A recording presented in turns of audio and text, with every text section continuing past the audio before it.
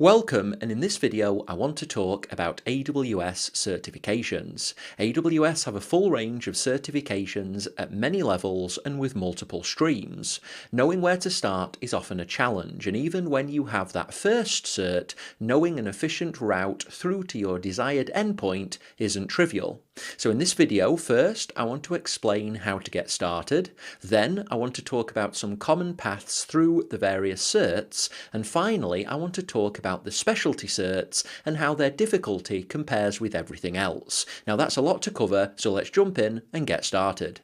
Now this is an overview of the current layout of the AWS certifications. It feels like every time I record one of these videos, a new cert is added, so we'll see how long this one lasts. You can look at AWS certifications as having four main difficulty levels, starting with the easiest, the practitioner level, then moving through associate, then professional, and finally to specialty. AWS have an official recommendation that most people start with the Cloud Practitioner certification. Now this is marked as a foundational cert which requires 6 months of AWS industry knowledge. Now I disagree. For most people, I actually recommend against studying specifically for the Cloud Practitioner. To explain why, let's start off with one of my core beliefs. When you're looking to pass a certification, there are two components. First is the study, the part where you gain the knowledge which that cert requires. And this, in my view, is the valuable part, the part which lets you actually do a job working with AWS. Second is the actual taking of the exam and getting the official result. So these two things are different and you need to treat them as such. Now I'm a completist and I'm not suggesting that you don't pass the Cloud Practitioner certification. I did, but for me it was my 8th or 9th AWS certification and I wanted it only so I could say that I had them all. What I'm suggesting is that you don't specifically study for the Cloud Practitioner. The reason is that with any good course, studying for the Associate Architect will give you all of the knowledge that you need to pass the Cloud Practitioner as well. And because there's a pretty big overlap, if you study for the Cloud Practitioner and then study for the Associate Architect, you're duplicating part of that study. Essentially, you're wasting time. Now, time is the only non-replaceable thing that we have, and so I'm pretty serious about being efficient with the usage of my time and my students. So my suggestion is that for almost everyone, even if you are new to cloud or new to AWS, that you start with the Solutions Architect Associate level of certification. Many of us who've been working with AWS for years and studying for certifications for just as long didn't have the option to start with the Cloud Practitioner certification. It wasn't available when I started studying, for example. So if you start with the Architect Associate, then it will teach you enough that you can either just take the Architect Associate exam or both that and the Cloud Practitioner. Now I can't talk for every Solutions Architect Associate course on the market, but mine is designed so that you can take it with no pre-existing knowledge. I want students to save the time by not studying twice and save the cost for 2 different courses. More than that though, the Solutions Architect Associate is a well-recognised certification, and because my courses teach the skills to work in that role, you increase your chances of a new job or a promotion by obtaining the Solutions Architect Associate versus the Cloud Practitioner. So whether you're new to cloud or AWS or you have some experience, in 99% of cases, the Solutions Architect Associate is always the right area for you to start with. Think of it as the efficient entry point into AWS. Now you might get other advice from friends or family or colleagues or even other instructors and even AWS. I'm not saying to ignore that advice, but I've worked in AWS for around a decade, maintained all of the AWS certifications and taught hundreds of thousands of students, and I can't recommend enough to start with the Solutions Architect Associate certification and initially ignore the practitioner. But what about after that? Well, that's a more interesting discussion. You can split AWS certifications into two main groupings. First, the role-based certifications, and these are designed around a certain job type, so they test a broader range of knowledge required to do a specific role, and this could be architectural, operational, or development in nature. Generally, these are the certifications which you tackle first. For 90% of people, these are the right ones to begin with. There are some exceptions which I'll cover soon, but most people will have a far easier time doing the role-based certifications first. Second, you have the specialty certifications, and these are much narrower in terms of the knowledge requirements, but also much deeper. They're designed to prove that you have the deep skill required to be a specialist, and examples include a senior networking engineer and even an AWS data scientist. The specialty certs in most cases should be left until last. If you already have strong skills in one of the areas that are covered, you can consider doing them sooner, but generally there is a lot to learn in each of the specialty certifications, and they're much easier to tackle if you have the general knowledge that you're going to pick up while studying for the role-based certifications. Now, I want to try and show you this concept visually because I think it will help you conceptually understand how the various certs fit together. Now, on the left, with the least amount of knowledge and skill requirements, is the cloud practitioner. As a reminder, this is the one which I don't recommend studying for specifically. Next are the associate level certifications, and these contain the practitioner knowledge but layer on top of this additional associate specific requirements. So in terms of depth, the associate requires that you know more. Coverage wise, there aren't that many new topics introduced, it's just additional detail versus the cloud practitioner. At a professional level, this follows a similar pattern with one key difference. You'll start with a similar foundation, the practitioner and then the associate, but on top of this, the professional level requires more depth and more breadth. You'll need to know more about the same products which you covered at the associate level, but then also you'll need to know about more products, and this includes their architecture, features, and how to integrate them for projects. Then we have the specialties, and it's here where many students don't conceptually understand where the specialty certifications fit.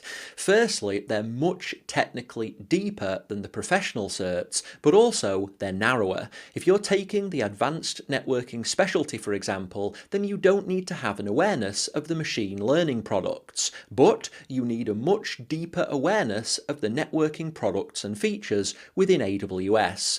Now, I like to think of the specialty certifications as having a 50-50 split between the specific specialty subject, say networking, and then the AWS skills. And the AWS skills need to be somewhere between an associate and a professional level. Now, I recommend that to make these doable when starting to study for a professional cert, then you're either skilled in the specific area of that specialty certification, or you have AWS skills at a professional level. It's very rare that I would recommend anyone take a specialty cert until they have their solutions architect professional. I like to think of the solutions architect professional as a foundation for all of the specialties, in the same way that I think of the Solutions Architect Associate as a foundation for all of the role-based certifications within AWS. Now, let's quickly finish up talking about the order of the certifications. There's no right answer when it comes to which order to tackle the AWS certifications. There are routes that people will recommend, traditional routes which they've taken through the various certifications, but in all honesty, anything is possible. It depends on your desired outcome and how much effort you're willing to put in. What I will say is this: you should 100% start at the associate level. I've mentioned a few times I'm not a fan of studying for the practitioner exam, and so in most cases I'd start by skipping the practitioner level.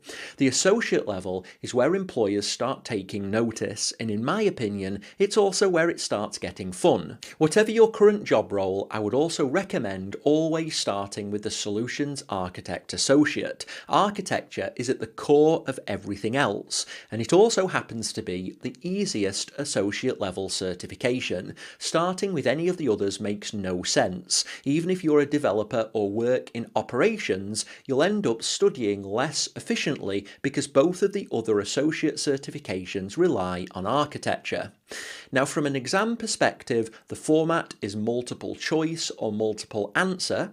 You have a total of 130 minutes, and the cost is $150. Now, questions at the associate level tend to be between 1 line and 2 to 3 lines, and then you generally have 4 or 5 answers, each of 1 line each. So this is what to expect at the associate level. Once you have the associate architecture exam, then this is where you have a choice. Historically, the recommended route was to always do the developer associate next, and then follow this up with the sysops associate. The developer associate isn't an exam which requires any development experience. Rather, it tests you on products and features that developers will use. In practice, this means the exam is very much like the Solutions Architect Associate, but with some extras like DynamoDB, SQS, Elastic Beanstalk, and much more. The overlap makes it pretty efficient to do the developer straight after the Solutions Architect. The Developer Associate exam format is similar in style to the Solutions Architect. The format is multiple choice and multiple answer. You have a total of 130 minutes, and the cost is $150. Now, the sysops associate is a similar story. It's the hardest of the associate exams, but it still has an overlap with the Solutions Architect Associate. Where the architect is about designing and integrating, the sysops is about doing and fault finding. It's the same product scope in general, but with a much more operations focus, and so again there are efficiencies that you can achieve by doing this straight after the Solutions Architect Associate. Now, if you decide on this route, at this point, you will have all of the associates, something which is known in the AWS certification community as all 3. So that's option number 1, and if you've taken option number 1, the next step is to move to the professional level certifications. Now, these are much harder than the associates, and students can often fail because they underestimate just how much of a difference there is. Traditionally, you always did all 3 associates before attempting any of the professionals, and one of the things I wanted to achieve with my new courses is to allow students to do stream-based study. That is, to start with the Solutions Architect Associate and then move onto the Solutions Architect Professional. You'll still experience the jump in difficulty, that will always be the case, but I wanted to allow the path which avoids the need to do the developer and sysops associate. You can still do those, but only if you want to. At a professional level, you need to prepare for the difficulty jump. The exams are longer, the questions tend to be 4 to 5 lines, there are 4 to 5 answers, and each of the answers ranges from 2 to 4 lines. This means that you need to read, understand, interpret, and select the right answer or answers, and do that consistently for 3 hours. It's 180 minutes, so only 50 more than the associate, but it will feel 10 times as long. It's a much more difficult exam. Now, the order to do the professional exams is also a point of contention with many AWS professionals and trainers. For me, it's an easy choice. Do the professional architect first, because architecture is at the core of everything. Even if you have skills and experience in the DevOps space, you'll still need a detailed understanding of AWS, and so do the Solutions Architect Professional first, and then you can finish up the professional tier with the DevOps Professional exam. Now, with both of these, there is overlap. When I was studying for them both, I allocated 3 months of study, studied the combined subject areas, and then sat the exams weeks apart. I wanted that efficiency. But at this point, if you followed the traditional route, you will have 5 certifications, 3 associate, 2 professional, and in the community this is known as all 5. Now, I want to give you a moment to pause and just reiterate that the professional exams are really difficult. Don't think that the associates are a 3 out of 10 difficulty and the pros are a 5. If all of the AWS certifications are on a scale of 1 to 10 with the associates at a 3, then the pros are at a 10. I personally think that the professionals are harder than the specialty exams because of the breadth of knowledge that you'll require. The specialties in theory need deeper knowledge, but because of how narrowly focused they are, it's easier to really focus and retain the knowledge that you need. The professional exams are $300, and so they're much more expensive than the associate certifications, and this is another reason to give them the respect they deserve and make sure that you achieve that first time pass. Now, because I'm a completist, at this point I would probably loop back and pick up the practitioner certification if you haven't already, just to round off the role-based certifications. You don't have to, but I'm pretty obsessive, and for me I had to get this completion. Not having just one cert was bothering me too much, so if that's you as well, go wild and complete all of the role-based certs by finishing up with the cloud practitioner. Now at this point my suggestions become very personal to your situation. The specialty exams can require significant effort, or they might be relatively easy if you already have advanced skills in that one specific area. They vary considerably in difficulty. The advanced networking is regarded as the hardest and security or Alexa as the easiest, but it all depends on your skill level. The order depends on your skills. If you're a networking engineer, you might start with the advanced networking certification, though you might already have taken this based on what I discussed earlier. So if you already have skills in this one particular area, then potentially you could do certain specialties before you take the professional architect certification. It depends on your skills, so tackle them in order of how difficult you find the topics. The specialty exams are slightly shorter than the professionals, 170 minutes rather than 180, but they cost the same. Question and answer structure is similar to the professional levels, so all involve a lot of reading and understanding, but the questions test your much deeper understanding of skills in that one specific niche topic. Now, attached to this video, I've linked to the details of all of the current AWS certifications, and I'll keep this updated as any changes or additions are made to the lineup. You can see details of each certification within each of the exam overview documents, and where appropriate I've linked to some sample questions which will give you an idea on complexity. It's also worth mentioning that the exams do also have practice tests which you can pay for, which have more examples of questions. Now at this point I hope this has been useful, but this is everything which I wanted to cover in this video. So go ahead and complete this video, and I hope to speak to you again in a future video.